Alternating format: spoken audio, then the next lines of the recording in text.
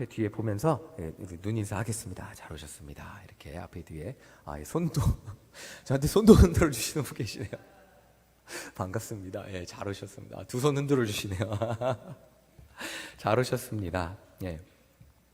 자, 젊은이 부를 하다 보면 평소 살면서 기억도 하지 못했던 저의 과거가 생각이 납니다. 여러분, 과거라고 하니까 어두운 과거를 생각하실지 모르는데 그냥 과거가 생각이 나요. 그냥 생각도 안 했던 거. 요즘 대학생들 저희 교회만 그런지 모르겠어요. 학교 다니면서 가장 지난주 설교한데 학교 다니면서 가장 즐거웠던 기억이 뭐냐 그랬더니 출티래요. 출티가 뭔지 아세요, 여러분들? 제가 깜짝 놀랐어요. 못 알아들었어요. 설교하는데 출티가 아니고 대답을 출티가 뭐지? 그랬더니 줄임말이 요즘 줄임말 많이 하잖아요. 출석하고 튀는 거래요. 자, 출석하고 튀는 건데 그게 제일 재밌다 그러는데 저도 그렇게 했어요. 우리 감리교 신학대 냉천동인데 거기가 이제 영천시장이 있잖아요. 영천시장에 떡볶이가 옛날에 3,000원이면 배 터질 정도로 주는 그런 집이 있었습니다. 그런 데 가서 막 출석하고 출석 부르고 막 뛰어가서 떡볶이 먹고 끝날 때쯤 들어가서 이렇게 수업 듣고 그랬던 기억이 나는데 요즘 대학생들은 안 그러더라고요. 저만 그렇게 살았더라고요. 요즘 대학생들은 정말 열심히 살고 있습니다. 시험 기간이면 거의 밤샐 정도로 공부해요. 진짜 밤을 새요. 막 이틀 밤, 3일 밤 새고 뭐 보고서 하나 쓰는데도 정신 못 차리고 합니다. 이 대견함을 넘어서서 안쓰럽기까지 합니다. 1학기 끝나고 학생들한테 물어보니까 점수 잘 받았어요? 그랬더니 대부분 잘 받았대요. 뭐 장학금 받은 학생도 있고 올해이 받은 학생도 있고 우리 대단해요. 일신교회 학생들 굉장히 똑똑합니다. 자, 문제는 점수를 잘 받는 순간은 좋은데 이 대부분 잘 받은 학생들이 어떤 부담감이 있냐면 다음 학기에 대한 부담감이 있어요. 이게 A를 받으면 그 다음 학기 근데 이번에 올해 A를 받았다고 해서 뭐 중고등학교 때처럼 수학 선생님이 1년 수학 선생님 아니잖아요. 다른 교수님 수업을 들어야 되잖아요. 그러니까 다음 학기 점수 좋게 받아야 된다는 부담감 가지고 시작을 하더라고요. 저도 대학교 가서 공부를 열심히 하지 않았던 학생인데 사실 지금 생각하면 공부를 어떻게 해야 되는지를 몰랐어요. 대학교 공부를. 이 고등학교 때는 이렇게 외우기만 하면 되는데 대학교는 막 이렇게 제 시험 문제 중 하나 있어요. 어떤 시험 문제였냐면 감리교 창시자 요한 웨슬리의 우주적 구원론에 대해서 쓰시오. 근데 저는 우주적 구원론이 무슨 말인지를 몰랐어요. 쓰긴 썼는데 예수님 믿으면 구원 받았지. 대체 우주적 구원론이 무슨 말이냐. 이해를 못했던 것 같아요. 공부를 하는데. 그러니까 우주적 구원론은 온 세계를 구원하시는 하나님의 섭리를 말하는 거였는데 그 당시에는 그 말을 이해를 못했어요. 제가 그걸 따라잡는데 시간이 오래 걸렸거든요. 근데 유학 가서 이제 제가 그렇게 공부를 잘 따라잡지 못하다가 유학 가서 열심히 공부하는 유학생들 옆에서 같이 공부하고 보고서를 이렇게 쓰면서 배웠던 것 같아요. 그렇게 이제 한 학기 잠도 안 자고 정말 열심히 공부를 했어요. 그러니까 저도 전 과목 A를 받아본 적이 있습니다. 감신대에서는 그렇게 못했어요. 근데 유학 가니까 전 과목 A가 나오더라고요. 사실 저는 공부를 잘 못하는 사람이라고 자존감 없이 유학을 갔어요. 근데 유학 가서 공부를 하면서도 저 연대 나온 학생들이 있었고 이 연대 나온 학생들은 영어를 그냥 학생들하고 이렇게 너무 쉽게 하니까 그리고 뭐 한동대 나온 학생들도 진짜 영어 잘하더라고요. 그리고 감신대에서도 뭐 학교 다니면서 교수님이랑 상담하면서 유학만 준비했던 그런 학생들하고 같이 공부하니까 저는 자신감이 사실 없었어요. 그런데 올 A를 받으면서 나 같은 사람도 열심히 하면 올 A 받네 이런 자신감을 얻게 됐습니다. 자, 정말로 유학 가서 나도 하면 할 수 있다는 자신감을 얻게 되는 가장 첫 번째 사건이었어요. 근데 아까 말씀드렸죠. 올 A를 받으면 그 다음 순간이 문제인 거예요. 그 다음 학기 수강 신청을 해야 되는데 마음속 갈등이 시작됐어요. 점수를 위해서 공부할 것인가? 정말 좋은 수업을 찾을 것인가? 그러니까 보통 한 과목에 2가지 교수님이 계세요. 되게 신학에서 가장 어려운 수업이 조직신학이라는 건데 신학을 분야별로 이렇게 나눈 거예요. 하나님에 대해서 1시간 공부하고 예수님, 그러니까 성자론, 성부론, 뭐 성령론, 구원론 뭐 이렇게 나눈 게 조직신학인데 이 수업이 가장 어렵다 그래요. 영어로 들어야 되니까 점수를 잘 주시는 흑인 교수님 조사이아 영이라는 교수님이 계시고 또 이 점수를 진짜 깐깐하게 A 받으면 지금까지 A 받은 적이 없다고 소문난 예일대를 나온 교수님 캔들 술린이라는 교수님이 있었어요. 그래서 둘 중에 누구를 선택할 것인가 막 고민이 되는 거예요. 전 누구를 선택했을까요? 네, 저는 조사예요. 점수 잘 주는 교수님 선택했습니다. 자, 점수 잘 주는 교수님 선택했어요. 뭐 어렵게 가냐.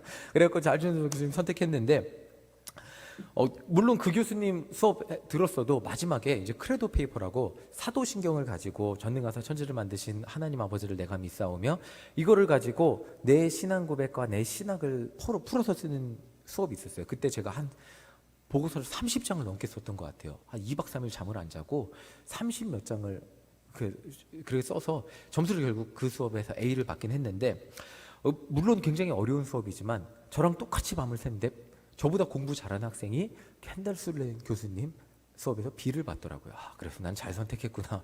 뭐 이런 생각을 했는데, 자, 매번 이 선택의 길목에서 저는 갈등을 하게 됐습니다. 사실 그전엔 이런 갈등이 없었어요. 그냥 수업 듣고 점수 적당히 B 받으면 되지 이랬는데, 이 A를 한번 올 A를 받아보니까 평균 평점을 유지하고 싶은 갈등이 생겼어요. 그리고 그 욕심 때문에 좋은 점수를 주는 교수님을 찾게 되더라고요. 지금 졸업해서 목회를 해보면 어떤 교수님 수업 들어서 A 받고 B 받고 큰 차이 없더라고요. 뭐 교회 면접 보는데 마 목사님 왜 그 수업 들어서 B 받으셨습니까? 조직신학에서 B 받으셔서 우리 교회 못 오시겠네요. 하는 교회는 한 100교회 중에 한 교회도 없을 거예요. 지금 생각해보면. 근데 그때는 왜 이렇게 B, A가 중요했는지 모르겠습니다. 자, 근데 이제 한번 그때는 아마 그랬던 것 같아요. A를 받아보니까 공부에 대한 자신감도 생기고 욕심도 생기고 뭔가 A를 받는 게 제 자존감의 전부였던, 기쁨의 전부였던, 그 공부의 목적이었던 그런 기억이 나요. 그러니까 사실 신학의 공부의 목적은 신학을 열심히 공부해서 성도님들에게 하나님의 말씀을 잘 전달해드리면 되는 건데, 그 당시에는 아마 A가 목적이었던 것 같습니다. 자, 이렇게 사람들은 누구나 자기 나름대로의 기쁨을 추구하며 살아가요. 가장 원시적인 기쁨이 있다면 그것은 먹는 기쁨일 거예요. 여러분, 저녁 맛있는 거 드셨습니까? 맛있는 음식 뭐 드셨어요? 저녁. 자, 누구나 배가 고프면 맛있는 음식을 먹고 싶어요. 자, 청년부 예배 시간에 제가 청년들한테, 자, 목사님이 맛있는 음식 사줄게요. 뭐 먹을래요? 물어봤어요. 그랬더니 맛있는 음식이 뭐예요? 그랬더니, 자, 똑같은 음식 한 5명한테 물어봤는데 똑같은 음식이 하나도 안 나왔어요. 라면, 곱창, 떡볶이, 치킨, 네, 다 다르더라고요. 자, 우리는 이런 음식을 먹으면서 기뻐해요. 제가 젊은이부 사역하면서 가장 많이 한 일이 먹는 거예요. 청년들하고 만나서 먹어요. 근데 먹으면 이상하게 친해져요. 진짜 신기해요. 그냥 먹는 건데 맛있는 거 같이 먹으면 친해져요. 진짜 신기하더라고요. 그 맛있는 거 같이 먹었다고 그 다음 주 교회를 나오고 그 다음 주 저한테 친한 척하고 문자 보내도 반응이 달라져요. 네, 이게 별거 아닌 것 같은데 먹으면 그러더라고요. 그래서 우리는 소중한 사람과 함께 맛있는 음식을 먹죠. 음식을 가장 같이 많이 먹는 사람이 가족이죠. 자, 근데 재미있는 사실은 이 청년들하고 맛있는 음식을 먹으면서 진짜 신기한 게 뭔지 아세요? 맛있는 음식을 먹는데 대화의 주제가 고기 맛있다 막 얘기하다가 목사님 다음에는 곱창 먹어요. 먹고 있으면서 곱창을 먹지요. 그리고 목사님 저기 옆집에 치킨 맛있는 집 있어요. 먹고 있으면서 음식을 먹고 있는데 다른 얘기를 안 해요. 먹으면서 먹는 얘기를 하더라고요. 그런 경우가 상당히 많습니다. 예, 이게 사람은 본능적으로 먹는 기쁨이 일시적인 걸 아는 것 같아요. 영원하지 않고 또 그 다음엔 또 다른 먹는 것 이런 거기 때문에 사람들은 그 다음 먹는 것을 추구하는 것 같아요. 먹는 기쁨이 상당하잖아요. 그렇죠? 저만 그런가요? 저는 어르신들이 먹는 기쁨이 없으신 줄 알았는데 미국 가서 이렇게 무슨 이제 파티를 하면 초밥을 이렇게 가져와요. 초밥을 가져오면 줄을 섭니다. 그러면 어르신들부터 서요. 당연히 어르신들부터 쓰면 저는 이제 나이가 젊으니까 맨 뒤에 먹는데 제가 초밥을 먹을 수 있을까요? 없을까요? 없어요. 어르신들이 회하고 초밥 다 가져가셔가고 자, 저는 닭강정 이런 거 먹었어요 주로. 근데 어르신들도 음식을 좋아하시더라고요. 근데 누구나 사람은 이 원초적인 먹는 기쁨이 있는 것 같아요. 사실 먹는 기쁨이 없으면 사람은 말라가고 쇠약해지는 것을 보게 됩니다. 잘 드시기만 해도 병환을 이겨내는 것을 보게 돼요. 자, 먹는 기쁨보다 조금 더 고차원적 기쁨이 있다면 물건을 사는 기쁨일 거예요. 미국에서 가난하게 사니까 남들 다 사용하는 이 스마트폰 살 여력이 되지 않았어요. 2010년이었는데 지금은 누구나 쓰죠, 이거를. 근데 그때는 앞서간다는 사람만 썼습니다. 그리고 돈이 있는 사람만 썼죠. 비쌌잖아요. 일반 핸드폰 요금제가 3만 원, 4만 원이면 뭐 이 데이터 요금제는 막 6만 원, 7만 원 이랬잖아요. 그래서 저는 못 샀어요. 근데 어느 날 아마존, 그러니까 인터넷, 미국 인터넷 쇼핑몰 갔더니 1센트, 100원이면 살 수 있대요. 그리고 제가 그 참지 못하고 2개를 사갖고 배송을 했습니다. 물론 핸드폰 요금제는 비쌌는데 이제 그거죠. 100원 내고 사면 비싼 핸드폰 요금제 이렇게 내고 쓰라는 그런 미끼 상품이었는데, 저는 그 미끼를 물고 그 당시 잘 나갔던 HTC, 지금은 삼성이 잘 나가죠. 그 당시에는 HTC라는 회사가 제법 잘 나갔어요. 그걸 사갖고 저희 아내랑 저랑 첫 스마트폰을 썼습니다. 그게 저한테는 그림의 떡이었는데, 그걸 사니까 얼마나 좋은지 이걸로 인터넷하고 유튜브하고 음악도 듣고 사진 뭐 이걸로 한 달 동안 가지고 놀았던 것 같아요. 근데 이 며칠 사용하다 보니까 이 스마트폰 써보신 우리 성도님들, 이거 쓰니까 어떠세요? 좋죠? 좋은데 이걸 산 기쁨이 얼마나 가십니까? 뭐 그렇게 오래 안 가잖아요. 사실 그렇게 오래 안 가잖아요. 이게 제 거는 구형 중에 구형이 되고 제가 가진 물건에 대한 흥미를 잃더라고요. 자, 이런 물건을 사는 기쁨은 사실 뭐 가지면 기쁨이 되겠지만 금방 또 흥미를 잃기도 합니다. 자, 이런 먹는 기쁨, 물건을 구입하는 기쁨보다 더 고차원적인 기쁨이 있다면 목표를 달성하는 기쁨일 거예요. 노력을 통해 달성하는 기쁨. 공부에 자신이 없던 제가 오레이 받았을 때의 기쁨은 제가 살면서 느꼈던 기쁨 중에 정말 어떻게 말로 표현할 수 없는 희열이었어요. 기쁨 정도가 아니고 정말 행복했습니다. 그런데 이 기쁨도 영원하지 못했죠. 다음 학기 또 점수를 오레이를 받아야 되는데 저는 그 다음 학기 오레이 받지 못했어요. 그러니까 이 오레이를 받기 위한 그 부담감 때문에 굉장히 힘들었던 기억이 나요. 자, 사람은 누구나 이렇게 기쁨을 얻기 위해 살아가요. 열심히 살죠. 그런데 사람마다 좋아하는 음식이 다르듯이 사람마다 기쁨을 얻는 방법이 다 달라요. 요한일서에서 사도 요한도 이 기쁨에 대해서 설명을 하고 있어요. 요한일서 2장 15절, 16절 우리 같이 한번 읽어보겠습니다. 함께 읽겠습니다. 시작. 이 세상이나 세상에 있는 것들을 사랑하지 말라. 누구든지 세상을 사랑하면 아버지의 사랑이 그 안에 있지 아니하니 이는 세상에 있는 모든 것이 육신의 정욕과 안목의 정욕과 이생의 자랑이니 다 아버지께로부터 온 것이 아니요 하나님께로부터 온 것이라. 세상으로부터 온 것이라. 죄송합니다. 하나님께로부터 왔으면 큰일 나죠. 세상으로부터 왔대요. 자, 사도 요한은 이 세상이나 세상의 것들을 사랑하지 말라고 말하고 있어요. 사람들이 세상의 것들을 사랑하는 이유는 그 안에 그들이 찾는 행복이 담겨 있다고 생각하기 때문이에요. 그러니까 젊은이들이 막 대학에 가려고 제가 물어봤어요. 왜 그렇게 대학에 가고 싶어? 물어봤어요. 그랬더니 대학 가면 행복하잖아요. 그래서 대학 간 학생들한테 물어봤어요. 너희들 대학 가면 행복해? 대학 가니까 지금 재수생들 있잖아요. 재수생들한테 대학 가면 행복할 것 같지? 고개를 끄덕여요. 설계비 씨. 그리고 이제 대학생들한테 물어봤어요. 대학 가면 행복해요? 그랬더니 이러더라고요. 그러면 이제 대학생들한테 취업하면 행복할 것 같죠? 이래요. 그럼 취업한 우리 젊은이들한테 내일 회사 가는 거 행복해요? 그랬더니 고개를 이렇게 해서 요 끝까지 돌리더라고요. 회사 가는 게 너무 지겹대요. 행복할 것 같고, 취업하면 행복할 것 같고, 뭐 목표를 이루면 행복할 것 같은데 행복하지 않대요.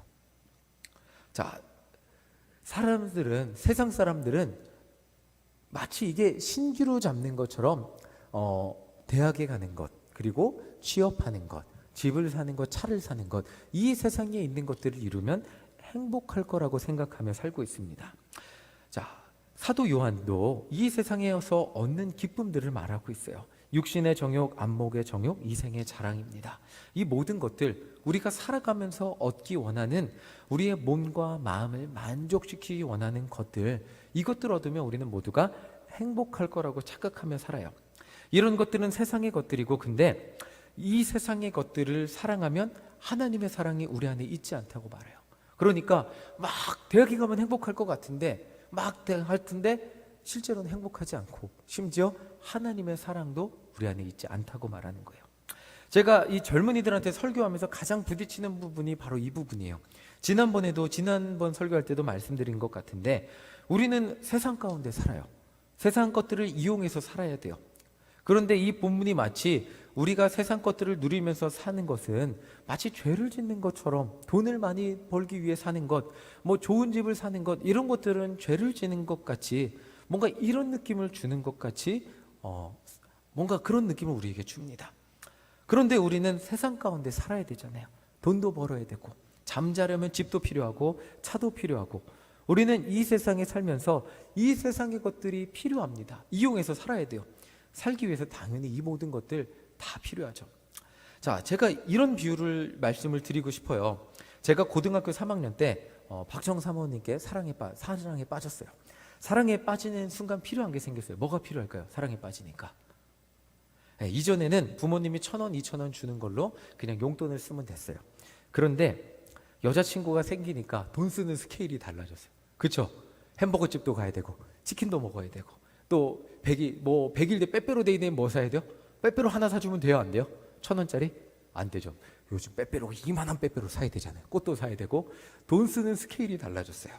자, 기념일에는 더 맛있는 음식점도 가고 생일에는 근사한 선물도 사줘야 돼요. 자, 이 모든 것을 하기 위해서 뭐가 필요해요, 여러분? 돈이 필요해요.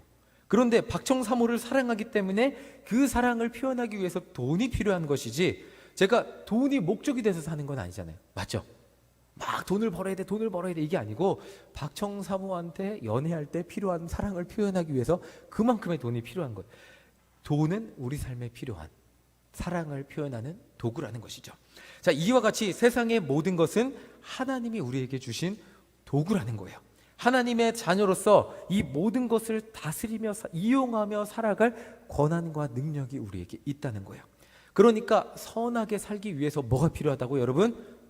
선하게 살기 위해서 뭐가 필요하다고요? 재물, 돈도 필요하다는 거 인정하는 거예요. 돈 없이, 재물 없이 그냥 마음만 아니라는 거죠. 누군가는 돈으로 어려운 사람을 도와야 되고 누군가는 시간으로 도와야 되고 누군가는 재능으로 도와야 된다는 거예요. 그러니까 제가 젊은이부를 맡아서 보니까 마음만으로는 안 되더라고요.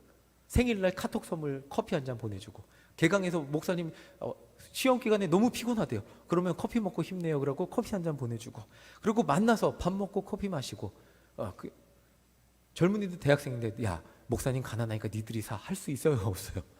안 되잖아요. 부서 예산으로도 물론 부서 예산에 신방비가 있는데 그 예산으로만 요즘 아이들 저 만나는데 제가 그렇다고 부서 예산이니까 아껴서 1,000원짜리 커피 마시고 그러면 우리 김밥 천국 가서 라면 먹으면서 대화하자.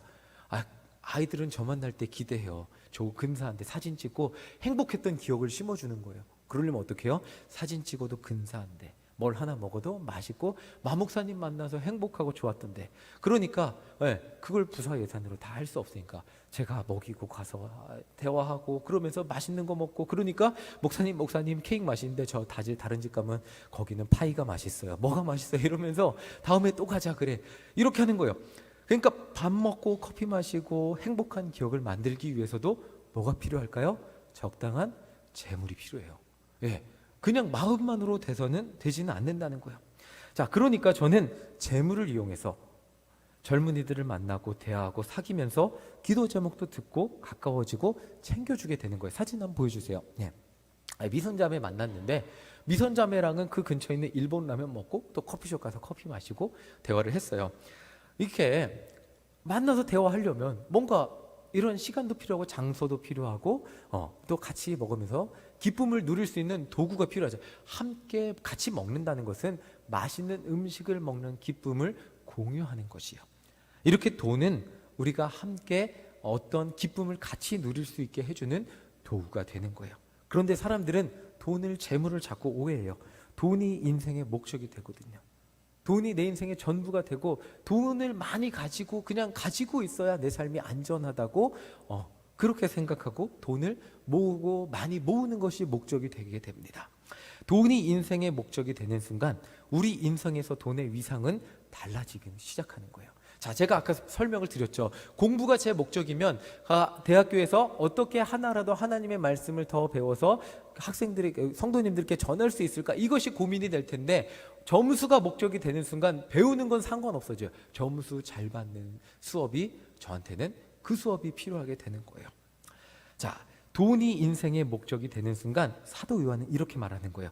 하나님의 사랑이 그 안에 거하지 못하느니라. 자, 돈이 인생의 목적이 되는 순간 사도 요한은 이렇게 말하는 거예요. 하나님의 사랑이 그 안에 거하지 못하느니라. 못합니다 라고 말하고 있는 거예요. 자, 사도 요한이 말하는 인생의 목적은 단 한 가지입니다. 우리 17절 함께 읽어보겠습니다. 함께 읽겠습니다. 시작. 이 세상도 그 정욕도 지나가되 오직 하나님의 뜻을 행하는 자는 영원히 거하느니라. 자, 영원히 변하지 않는 하나님의 뜻 안에 사는 거예요. 자, 이 세상의 것으로 대표되는 돈의 속성이 있어요. 그게 뭘까요? 대표된 돈의 속성. 돈은 흘러가는 것이라는 거예요. 아무리 붙잡으려고 해도 흘러가게 돼 있다는 거예요. 돈을 막 쌓아놓고 붙잡으려고 해도 영원히 내가 갖고 있을까요? 오래 갖고 있어봤자 100년 갖고 있었겠죠. 그 100년 내가 갖고 있고 나 하늘나라 가면 누가 가죠? 흘러가죠, 자녀한테. 네, 그 자녀한테 흘러가죠. 상속세로 나라한테도 흘러갑니다. 흘러가잖아요. 돈의 속성은 내가 아무리 천년만년 갖고 있으려고 해도 흘러간다는 거예요.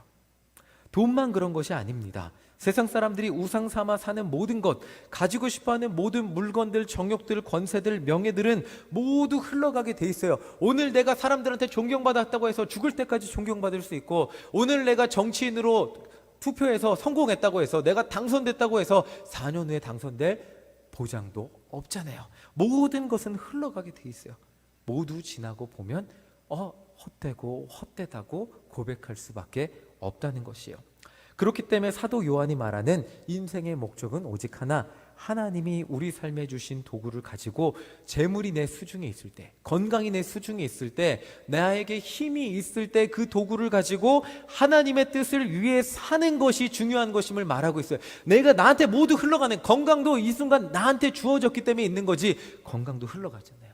언젠가는 모든 것이 흘러가게 돼 있는데 지금 나에게 주어진 것이 있을 때 그것을 가지고 하나님 뜻대로 사는 것이 영원을 누리는 삶이라는 것을 말해주고 있는 거예요. 돈, 권세, 명예, 재능, 능력, 이 모든 것이 어느 순간 한순간 나에게 주어졌을 때 내가 할 수 있는 능력을 가지고 나의 영화와 나의 부귀 영화를 위해 사는 것이 아니고 하나님의 은혜를 전하는 삶으로 살아가라는 거예요. 이 모든 것이 우리 안에 있다면, 세상의 것들이 우리에게 주어졌다면 그 하나님께서 주신 이유가 있다는 것이죠. 나에게 주신 이것으로 누군가의 구원을 위해서 살라고 하신 거죠. 자, 요셉이 총리가 됐습니다. 왜 총리가 됐을까요? 너 그렇게 고생했으니까 형들이 너 괴롭히고 형들이 너 얼마나 서럽게 했냐, 그리고 거기에 노예로 팔려가서 감옥까지 누명 쓰고 너는 끝까지 보디발의 아내가 유혹해도 하나님을 말씀을 지켰으니까 그 보답으로 총리해라 이랬나요? 여러분들, 총리가 왜 됐죠? 요셉이 총리가 된 이유는 많은 사람의 생명을 구원하고 가정의 회복을 위해서 총리가 된 것입니다. 자, 이것이 하나님이 우리에게 이 모든 상황과 환경, 힘을 주신 이유라는 것이죠. 그렇기 때문에 진짜 하나님의 자녀라면 삶의 모습이 다를 수밖에 없다는 것입니다. 5절 함께 읽어보겠습니다. 자, 5절 읽겠습니다. 시작. 누구든지 그의 말씀을 지키는 자는 하나님의 사랑이 참으로 그 속에서 온전하게 되었나니 이로써 우리가 그의 안에 있는 줄을 아노라. 삶의 목적이 다른 사람은 삶의 행동도 다르다는 것이에요. 세례 요한처럼 세상의 모든 물질을 거부한 채 광야에서만 사는 사람이 참 생명을 소유하는 것이 아니라 하나님이 나에게 주신 모든 것을 이용해 누군가의 구원을 위해서 살 때 하나님이 주신 빛이 우리 삶에 나타난다는 것이에요. 자, 17절을 다시 한번 읽어볼게요. 17절 읽어보겠습니다. 시작. 이 세상도 그 정욕도 지나가되 오직 하나님의 뜻을 행하는 자는 영원히 거하느니라. 영원히 거한대요. 이게 뭔지 조금 더 제가 설명을 드릴게요. 재물도 명예도 건강도 심지어 우리의 생명도 흘러가요. 근데 이 땅에 남는 게, 영원히 남는 게 있어요. 그게 뭐냐면 얼마 전 저희 교회에 새가족 박동심 집사님 식당 나들목에 전도 마치고 갔던 것 같아요. 잠깐 일을 도와주시러 오신 분이 박수길 권사님 이야기를 하셨어요. 박수길 권사님 말씀하시면서 그렇게 좋은 분이 없었는데 돌아가신 거 몰랐다고, 자기는 이제 알았다고 굉장히 슬퍼하셨어요. 자, 그 말을 들으면서 박수길 권사님 저도 기억이 났어요. 제가 몇 번 말씀드렸는데 아이들이 유치원에서 미꾸라지를 20마리 정도 갖고 왔어요. 그래서 저희한테는, 저희같이 젊은 사람들한테는 이 미꾸라지 처치 곤란이라서 권사님 드시고 건강하세요. 그래서 이렇게 미꾸라지를 드렸어요. 2마리만 키우고 드렸는데 권사님이 이 20마리 갖다 무슨 음식을 만드냐고 시장 가서 왕창 사다가 갈아갖고 담임 목사님하고 저하고 추어탕을 해주셨던 기억이 나요. 아이들에게 웃으면서 야 얘들아 너 유치원에서 가져온 미꾸라지 믹서로 갈아서 갈아서 만들어 온 탕이야. 교회 권사님이 만들어서 그랬더니 애들이 울면서 안 먹더라고요. 그랬던 기억이 나는데 저는 박수길 권사님 하면 그 사랑이 기억이 나요. 우리 성도님들 모두 박수길 권사님 하면 참 사랑이 넘치셨던 분으로 기억하고 그리워합니다. 이 세상의 모든 것은 흘러가요. 우리를 지나쳐 갑니다. 한번 사진 보여주세요, 황 전사님. 네, 박수길 권사님 얼굴 기억나시죠? 모든 것은 흘러가요. 우리를 지나쳐 가요. 심지어 생명도 흘러가는데 우리 곁에 영원히 남는 것이 있어요. 그게 뭐냐면 하나님의 마음, 성도님이 남기고 가신 사랑의 마음이라는 거예요. 가끔 일신교회 과거 이야기를 들으면서 그렇게 사랑이 넘치셨던 누구 권사님, 누구 권사님, 누구 권사님에 대한 이야기들을 듣습니다.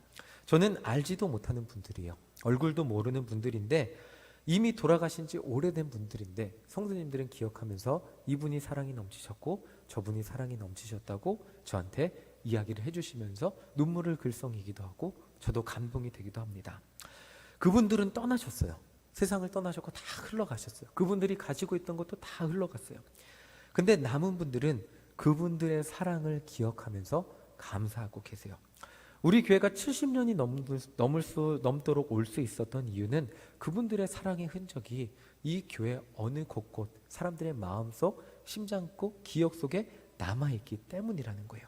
세상 모든 것은 흘러가도 사랑은 영원히 남아요. 그리고 천국에서 그 사랑이 완성이 되어 누구 권사님 수고하셨습니다 라고 만나서 완성이 된다는 거죠. 사도 요한은 바로 이것을 말하고 있는 거예요. 저도 오늘 웃으면서 성도님들께 말씀드렸는데 저도 드디어 내년이면 중년이 됩니다. 예, 드디어 40이 돼요. 막 저보고 고등학생 같다 그러시더라고요.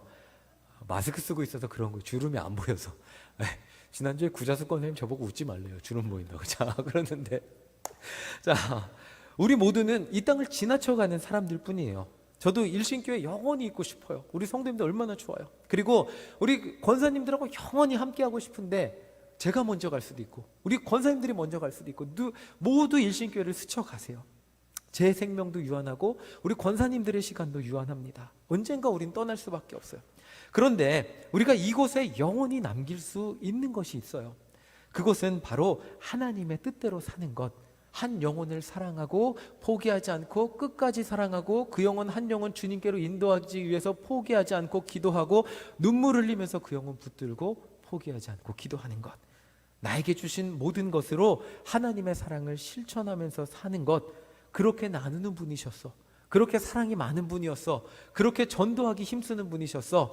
그렇게 끝까지 나를 포기하지 않고 붙드셨던 분이었어. 네, 저 가끔 그 얘기 듣습니다. 내가 교회 안 나오던 사람이었는데 어떤 부목사님 부인이 자기 이렇게 집에 와서 빨래도 해주시고 이래서 교회 나오게 됐다고. 저는 그분이 누군지도 모르는데 그 얘기 몇 번 들었어요. 그 사랑을 기억하기 때문에 우리는 그것을 기억하고 얘기하는 거잖아요. 나는 흘러가요. 우리는 흘러가지만 우리는 이곳에 남길 수 있는 게 있어요. 그게 뭐라고요? 하나님의 뜻, 하나님의 사랑이라는 거죠. 우리 성도님들, 세상은 절대 공평하지 않습니다. 누구는 많이 가졌고 누구는 적게 가졌어요. 그런데 정말 신기한 것은 많이 가졌다고 많이 나누는 것 아니더라고요. 적게 가진 사람이 더 많이 나눌 수 있고 많이 가진 사람이 더 적게 나누는 사람도 있더라고요. 오히려 부자 청년처럼 많이 가졌기 때문에 사랑하지 못할 수도 있습니다. 나에게 주신 것, 그것 가지고 한번 나누어 보시기 바랍니다. 나누시면 정말 이유를 알 수 없는 채워주심 때문에 더 많이 채워지게 되는 것을 경험하게 될 것입니다. 자, 그 사랑이 여러분들 그리고 그렇게 사랑이 많은 분이셨어라고 여러분들의 자녀들이 기억하게 될 것이에요. 그리고 여러분들의 후손들이 그렇게 여러분들이 기억하는 것처럼 누구 장로님, 누구 권사님은 그렇게 사랑이 많으셨던 분이라고 기억하게 될 것입니다. 자, 올해 4월에 젊은이부에서 문성호 형제를 돕자는 의견이 나왔어요. 그리고 카톡방으로 광고를 하고 헌금을 했습니다. 회계 윤중철 형제하고 개수를 하는데 저희 둘이 붙잡고 울 뻔했어요. 헌금을 다 했어요. 젊은이들, 대학생들도 1,000원, 2,000원, 뭐 5,000원 다 모아오고 회사원은 5만 원도 하고 10만 원도 하고 그렇게 해서 몇십만 원 모았어요. 그래서 중철 형제가 꼬깃꼬깃한 1,000원짜리 이런 거 10,000원짜리로 바꿀까요? 그렇게 깨끗한 돈으로 바꿀까요? 그래서 아니 다 가져가자고. 그래서 저희가 몇십만 원 가지고 갔어요. 그리고 이 사진 지난번에도 한번 설교 시간에 말씀드렸는데 이렇게 가서 성호 형제 만났어요. 그때 성호 형제 2주쯤 나온 지 2주쯤 됐을 때 설교에서 말씀드렸는데 이렇게 성호 형제 1,000원짜리까지 다 갖다 주고 성호 형제 병원 앞에서 기도해 주고 왔어요. 그리고 거기까지 이렇게 했어요. 그리고 교회 나오기를 교회 꼭 나와야 하고 함께 기도했지만 사실 제 마음속에 100% 자신은 없었어요. 근데 성호 형제가 매주 나오더라고요. 진짜 신기했어요. 매주 나오더니 우리 청년들하고 친해지기 시작했어요. 그리고 지난주 새가족 교육도 완료하고 다음 주 새가족 환영식 젊은이부에서 자체적으로 하려고 하고 있어요. 지난주는 백신 맞아서 설교하는데 너무 표정이 안 좋더라고요. 보니까 토요일날 백신 맞고 그래도 교회 나온 거예요. 이 형제가 어떻게든 예배는 드리겠다고 나온 거예요. 그리고 월요일날 제가 문자를 보냈어요. 성호 형제 괜찮아요? 그랬더니 목사님이 기도해 주셔서 많이 괜찮아졌어요 라고 답장을 보내더라고요. 이 형제가 4월부터 교회 나왔어요. 대체 언제부터 교회 나온 형제인데 목사님이 기도해 주셔서 감사하다는 말을 하게 됐는지 저는 정말 마음이 울컥하고 눈물이 나게 됐어요. 한 형제가 젊은이부 공동체가 모여서 모은 100만 원도 안 되는 작은 돈이었어요. 그 돈 가져다 그 헌금을 통해서 변화되고 예수님 영접하고 알게 되는 그 교회 나오게 되는 과정을 저는 보면서 하나님이 주시는 재물을 어떻게 써야 되는지 깨닫게 되었습니다. 이렇게 재물은 우리의 목적이 아닙니다. 재물은 하나님의 사랑을 표현하는 도구고 우리의 건강, 하나님이 우리에게 주신 이 모든 것은 하나님의 사랑을 포기하는 영혼 구원을 위해 사용하는 도구라는 것입니다. 사도 요한은 이 요한일서를 기록하면서 사랑을 강조하고 있어요. 여러분들 가진 그 모든 것으로 하나님의 사랑을 표현하십시오. 그러면 이 땅에 모든 것 흘러가는 것 같지만 여러분들이 남겨준 사랑은 이 땅에 영원할 것입니다 라고 말씀해 주시고 있는 것입니다. 짧은 이 세상 살면서 어떤 기쁨을 누리고 어떤 것을 남기며 살아가기를 원하십니까? 여러분들 다른 것 아닌 사랑을 남기고 하나님께로 돌아가는 우리 모두가 되시기를 간절히 소망합니다. 나에게 주신 모든 것, 그것으로 하나님의 사랑을 표현할 때 세상에서 가장 값어치 있는 영혼 구원의 역사가 여러분들을 통해 이루어지게 될 것입니다. 여러분들에게 주신 모든 것이 충분합니다. 나는 할 수 없고 저 사람 많이 가졌으니까 할 수 있는 것이 아니라 내게 있는 것으로 족합니다. 내게 주신 은혜가 족하니 그 족한 은혜로 하나님의 사랑을 충분히 표현하는 우리 모두가 되시기를 간절히 소망합니다. 아멘. 우리 시간 함께 말씀 기억하면서 귀하신 주여 함께 찬양하겠습니다.